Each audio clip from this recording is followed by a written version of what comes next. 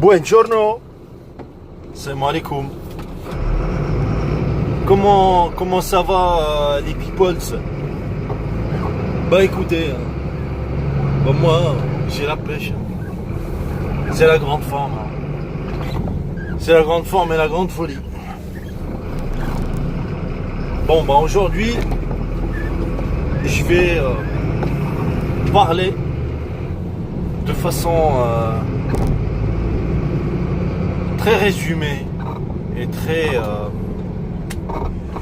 et loin d'être exhaustive de ce que représente un coraniste dans tout cet écosystème de mécréance, dans tout cet écosystème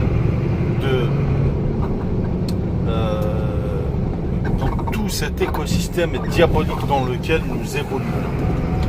Parce qu'il faut le dire, non? Il faut le dire, on n'évolue pas dans un environnement sain. Autrement, ça se saurait, n'est-ce pas? Bah ouais. Puis, dans une société qui s'aliène de plus en plus à tout ce qui l'a détruit, de façon directe ou indirecte. Donc, moi, je me pose la question, je me dis, est-ce qu'un coraniste, il ne peut pas se poser cette question, puisque s'il existe, c'est qu'il est loin de se poser cette question, de qu'est-ce qu'il représente dans cette équation. C'est-à-dire, quelle est son importance sur l'échiquier. Lorsqu'un coraniste vient sur YouTube et commence à déblatérer ses âneries, parce que c'est uniquement des âneries, et ça ne peut pas être pris au sérieux, surtout dans cet espace francophone, surtout dans l'espace francophone. Et ils sont d'un ridicule monumental. Allez, avance-toi, ne me bouge pas la route.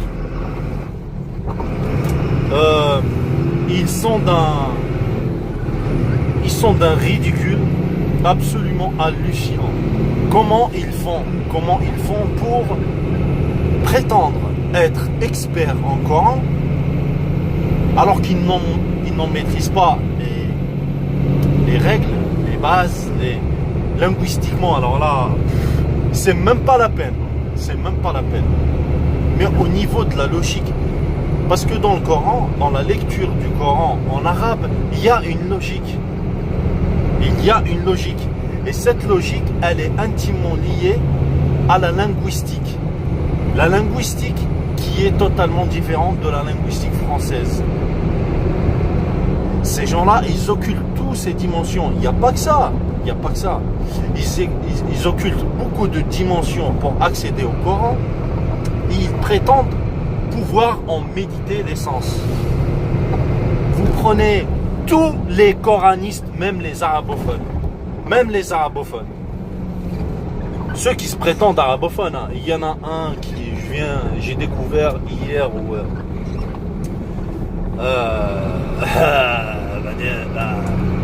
je crois que lui, dans sa petite tête, il pense qu'il connaît l'arabe, alors il a automatiquement accès au sens du Coran. Il a automatiquement accès, qu'il a le droit d'en méditer l'essence. Alors que non. Loin de là. Très très loin de là. Il n'a aucun droit de s'exprimer parce qu'il n'en a pas les capacités. Moi, en tant qu'arabophone, je sais. Quand j'entends, ça sonne pas. Ça sonne faux. Ma'ammar Matmati, il explique à un autre abruti du nom de Cucu Pouet Pouet Seul que son pseudo même est une erreur. Et l'autre, il débarque, il te dit, moi, en tant que connaisseur de la langue arabe, il accuse Ma'ammar de mentir. Il dit comme ça, texto, de mentir. Moi, en tant que connaisseur de langue arabe et en tant que quelqu'un qui goûte la langue arabe, je la goûte vraiment, c'est-à-dire je m'intéresse à la poésie pré-islamique, c'est-à-dire l'arabe vraiment d'un certain niveau. Et je prétends rien du tout. Je ne prétends rien du tout. Ben moi, je sais très bien que avec ces cernes-là, le Coran, il dit Simahum fi wujuhihim. Simahum fi wujuhihim. Tu le vois à leur tête. Tu le vois à sa tête que ce gars-là, ça va pas.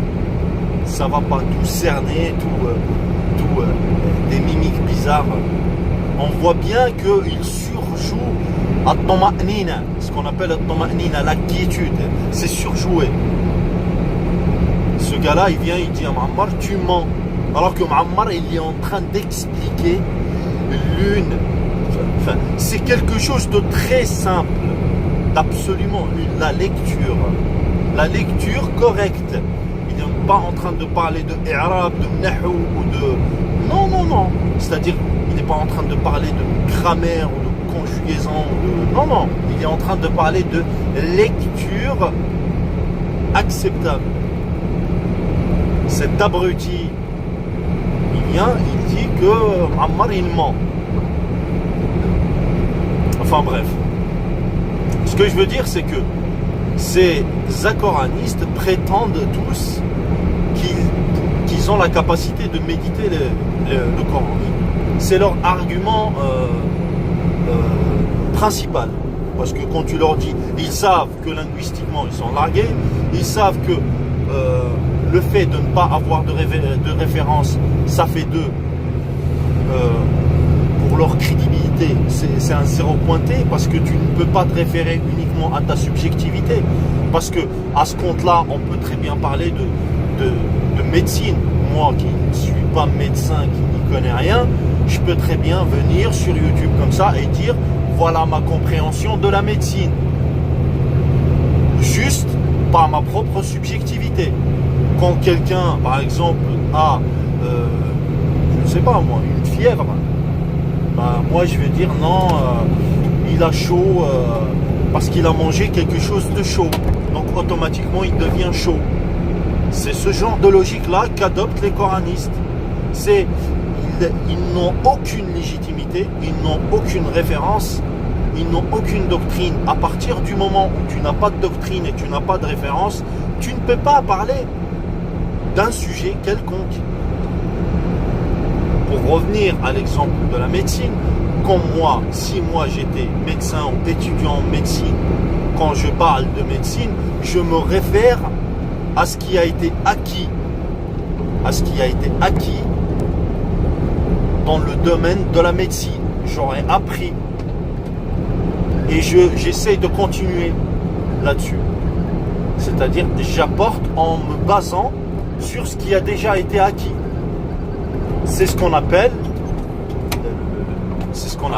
la crédibilité.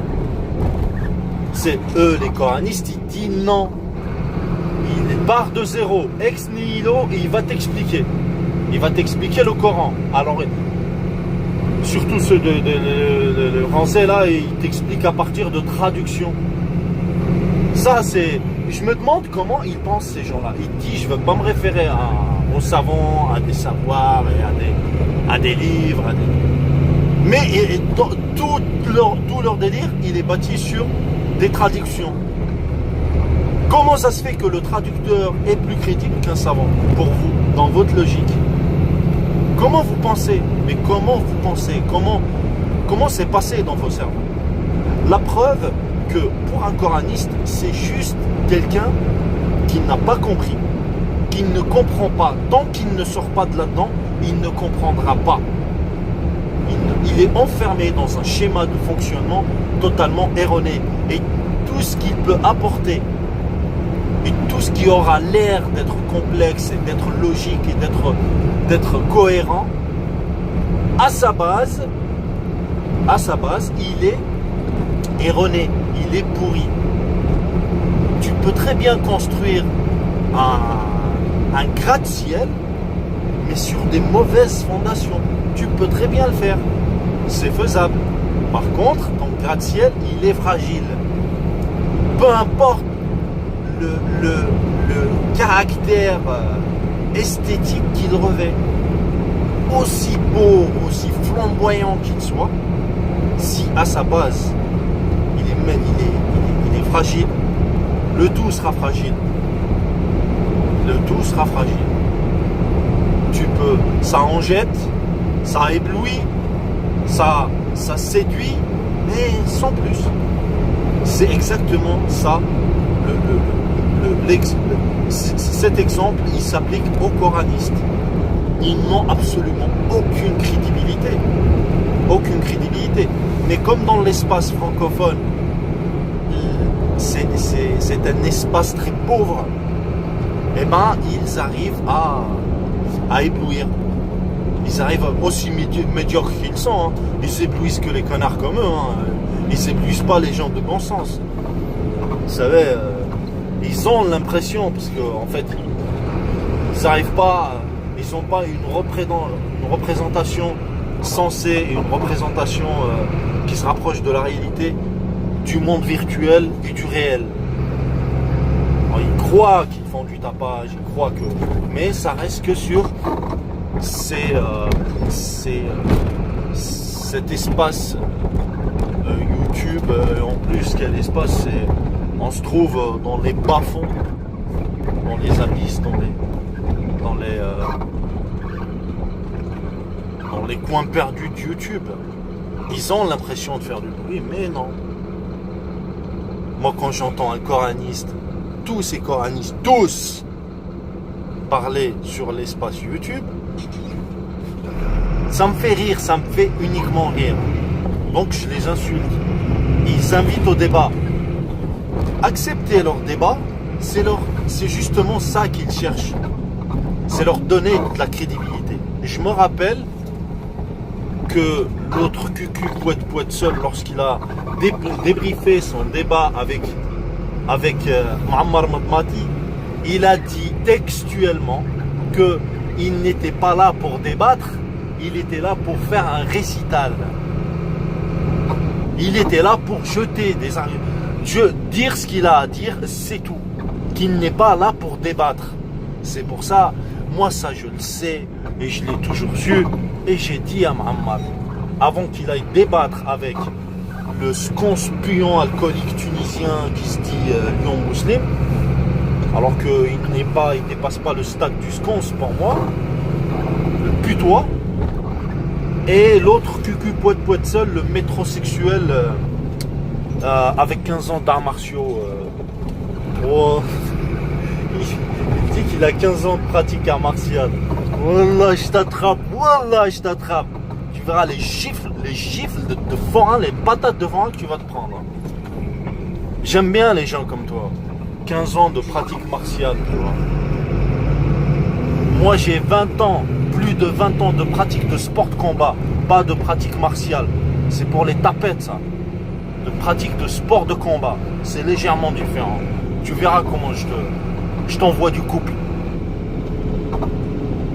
Enfin bref, je me suis emporté. Parce que c'est typiquement le genre de personne qui m'énerve. Ça, c'est le genre de personne.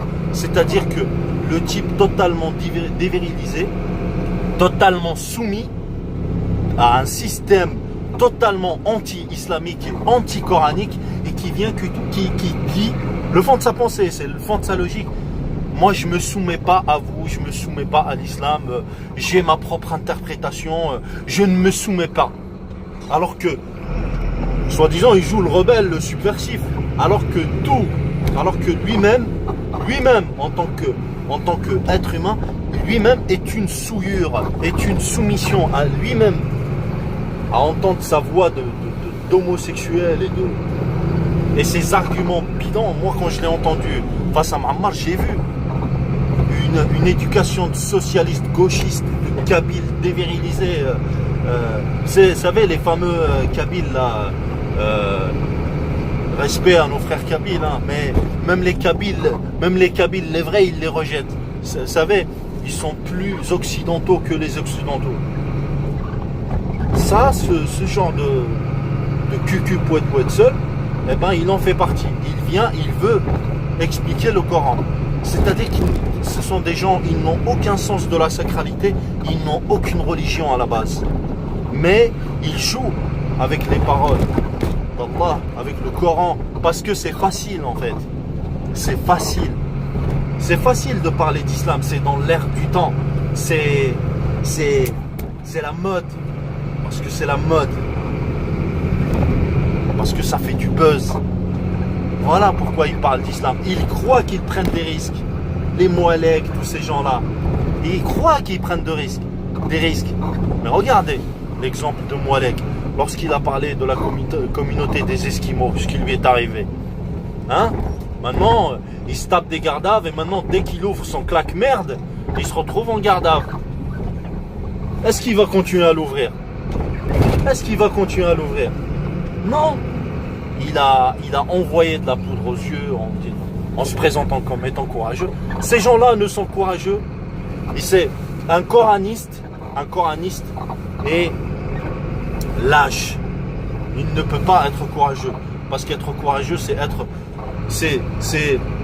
prendre sa logique et la confronter, prendre sa logique coraniste et la confronter à la réalité. C'est juste des petits subversifs, des fetaines. Ils font la fitna, ils veulent. C'est tout ce qu'ils sont. Enlève à un coraniste le mot coraniste et tout ce qui lui reste, c'est de la subversion de tapette et de tarlouse. Tout ce qui lui reste. Il ne lui restera rien. C'est ce qu'il a comme prestige, c'est le mot coraniste. Enlève-lui ça et il ne lui reste rien. Rien. Il a autant de consistance qu'une moule. Voilà, sans coquille en plus. Enfin bref. Voilà, je voulais m'exprimer là-dessus pour dire que le coranisme est un non-sens total. C'est tout. C'est un non-sens. Donc débattre avec eux, c'est leur donner une crédibilité inouïe, une crédibilité inespérée. Il faut juste les insulter. C'est tout. Il faut juste les insulter. Allez, passez une excellente journée.